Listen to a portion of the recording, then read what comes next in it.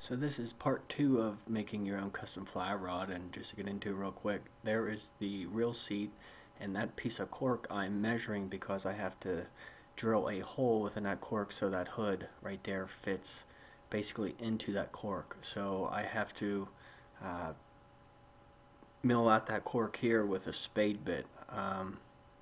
Now it's all going to depend on the size, and I already started reaming this out a little bit here, but I think this spade bit I used an 11/16 spade bit.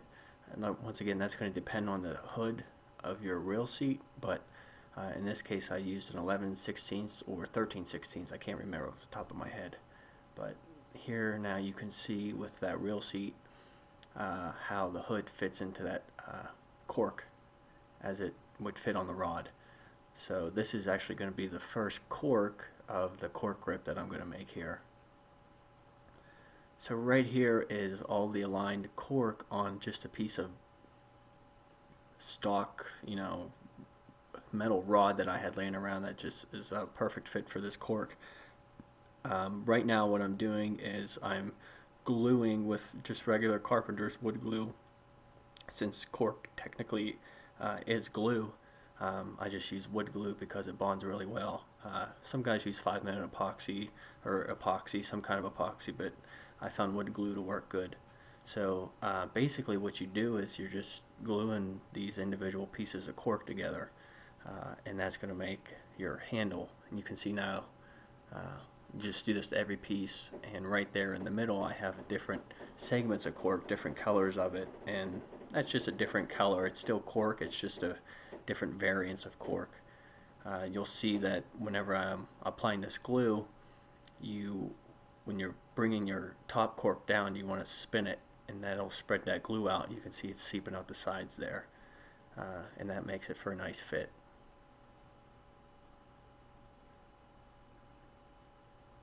So right now I have it in this cork clamp, and this is something that I made. You can buy these, but I just made it through scrap wood and all thread and some wing nuts. So I'm clamping the cork together after it's all glued, and I'm clamping it down tight, so it has you want it to be fairly tight. You don't want it to be super tight, but you want your clamp to be tight, like you would be bonding two pieces of wood together. And you'll see here in a minute, you want to give an even amount of turns on these wing nuts here, because you want both ends or both sides of that all thread to be fit even.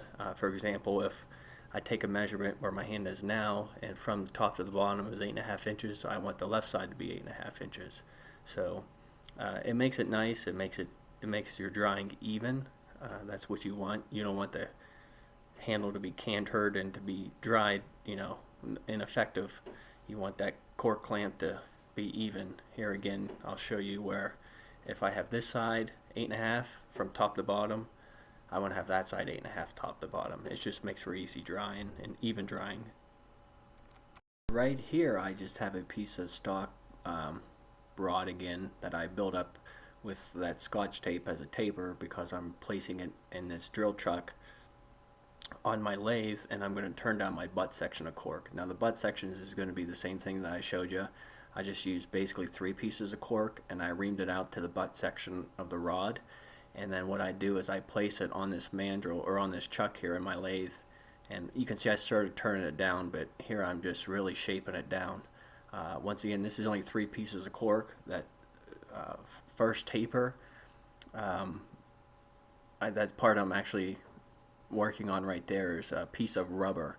This won't have a hole in it for my taper, just my first 2 cork will to fit that butt section of the rod, but that piece is rubber, and wood glue won't hold that on. You want to use some 5-minute epoxy, or some kind of different bond for that piece right there.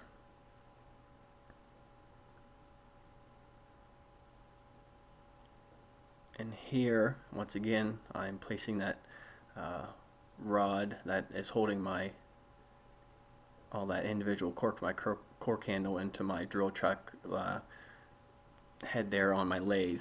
And what I'm going to show you here is, to get that true center right, I drilled just a tiny hole into that piece of metal rod there, so it'll spin true. and not, you don't need it 100% true, but it makes it nice so that end piece isn't flopping everywhere. And then once again, I just drilled a little hole with my drill, and it allows that true center bit right there to sit in that hole.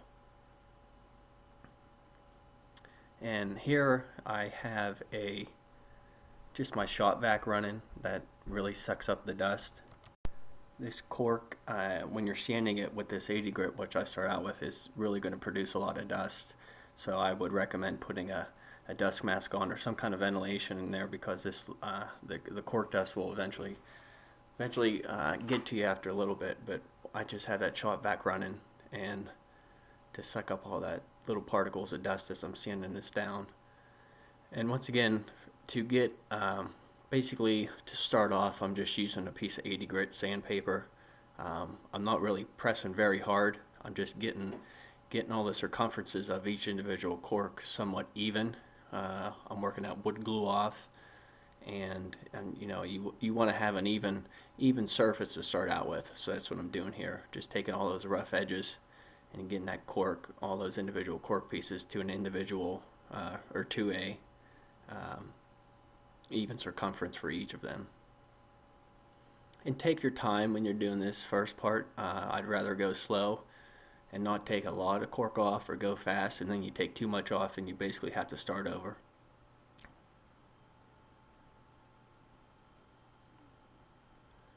So now that I got my rough dimension or my rough shape started, I'm going to come in with my 80 grit once again and start really focusing on the shape of the grip I'm going for here.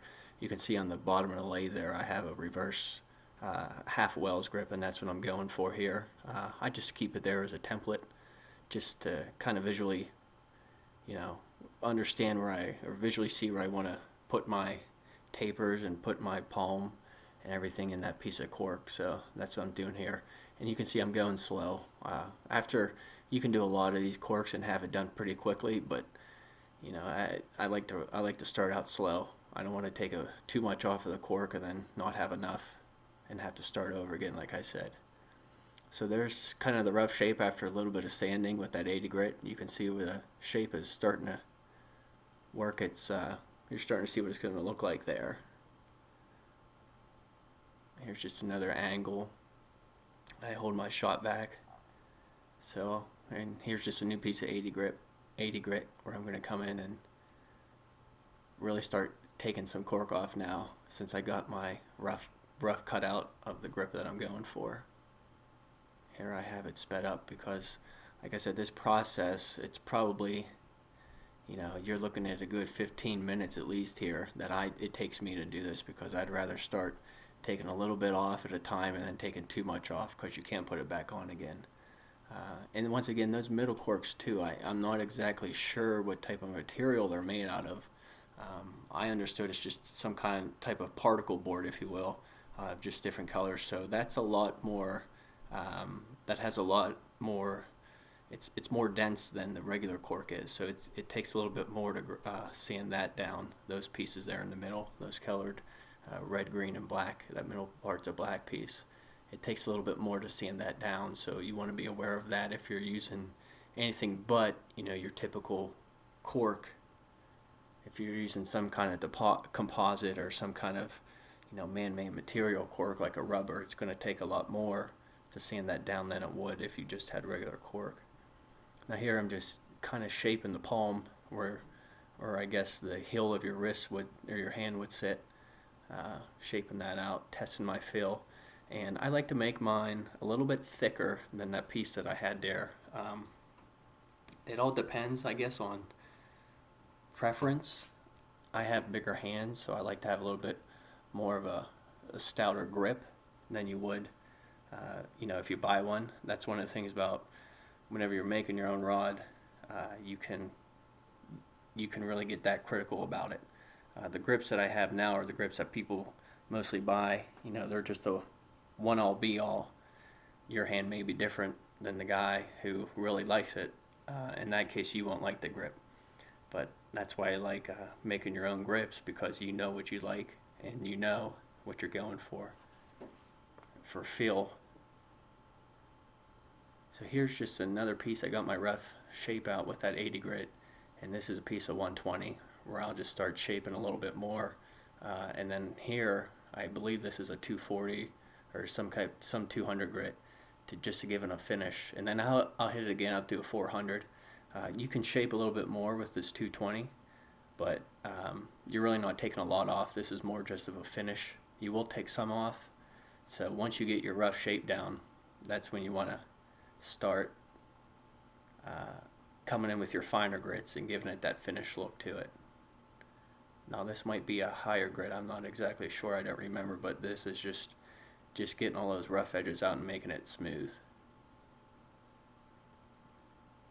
And there you go, the store-bought versus the doing it yourself.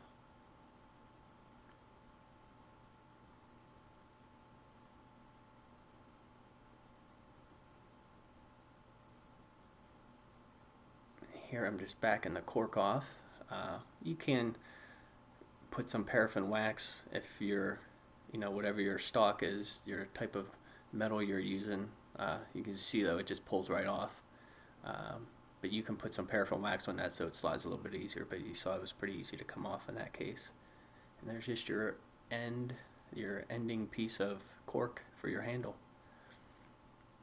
Now here is a reamer, and what basically you do with this is I'm going to ream out the center of all those pieces of cork to fit on the blank. As you can see now, I'm just kind of rough estimate how far I have to go down, and you can see there that I think that's a half-inch center or half-inch hole on all those corks, so I got to take that up considerably more to fit on my rail seat.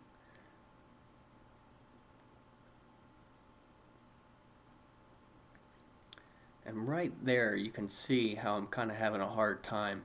Those center pieces of cork, they're very hard compressed, so those were giving me some a little bit of fuss as I was trying to get those, ream that grip out there.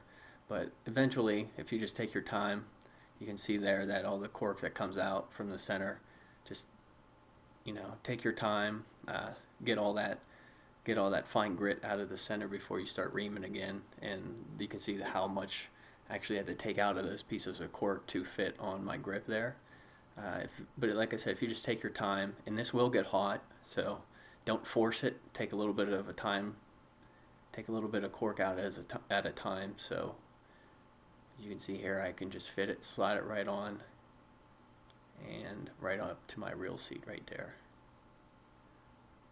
And that's kind of the rough shape of how everything's going to look. You see my butt section there. I haven't glued that on. Basically, I haven't glued anything on yet. This is just getting an idea where everything's going to be at. So come time of mixing up the epoxy, I know how far to make my epoxy on the blank, so I don't have a lot of extra epoxy on the blank, especially past the foregrip.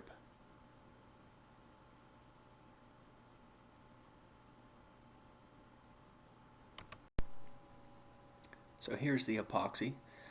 This is a two-part epoxy, and I just use toothpicks here, I use popsicle sticks here to get an even amount of, I guess, both part A and part B. On this old magazine I just use these magazines because it's easy to tear the page off when you're done mixing this epoxy. So once again, part A, part B, and basically you just start folding and mixing both parts together, and it'll start forming this type of, looks like a thicker type of toothpaste maybe. You can see as I work it here, it's going to get lighter and a lot creamy. It's going to get more creamier. So that's the consistency you're looking for when you're mixing it. At least this two-part epoxy. I believe it is Rod Bond is what this certain instance is. So here's the rough exposed blank. I do have the butt section glued on, and I have the reel seat taped, because when you're threading, I like to put my epoxy on a little bit heavier than most people, because I really wanted to really grab and coat everything as best as I can. So I tape up my blank in case any seepage will come out. You don't want getting that on the threads of your reel seat. It's a pain to clean out, and for the couple seconds it takes to wrap your rail seat in Scotch tape, it's definitely worth it in the long run. So I'm just marking, or I'm just taking my epoxy up to the mark I have of where my rail seat's going to go. And like I said, I'm liberally coating that blank, and when I take my rail seat and I'll thread it onto my blank, and once again you'll see when I'm putting it on the blank that I twist the blank because I want that epoxy to really work and coat everything as best as I can get it.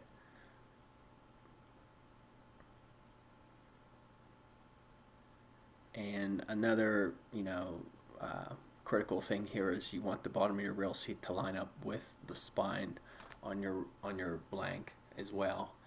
So I have a mark further above the tip, but the bottom of the rail seat you want to line up with the bottom or the actual spine of the blank. So that's what I'm looking at here. I'm getting everything lined up.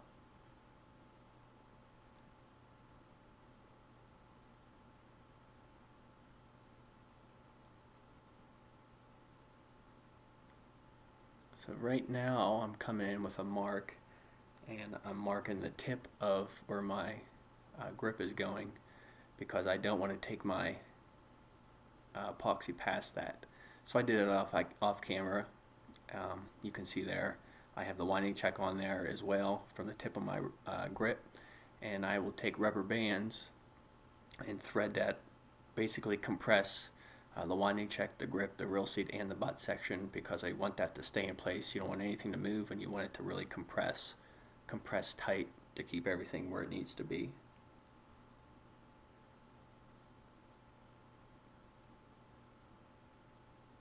And here's just the finished section of my rod. I just put my rail seat on there, or my rail, to give you an idea what it's going to look like. I'm not going to put the wrapping of the guides and everything like that, the coating epoxy, because I have videos out there of that. So this is just basically, this is going to be the last video that if you want to check out the rod wrapping and epoxy, the thread finish, I do have videos out there, so check out the channel and search for those videos. And thanks for watching.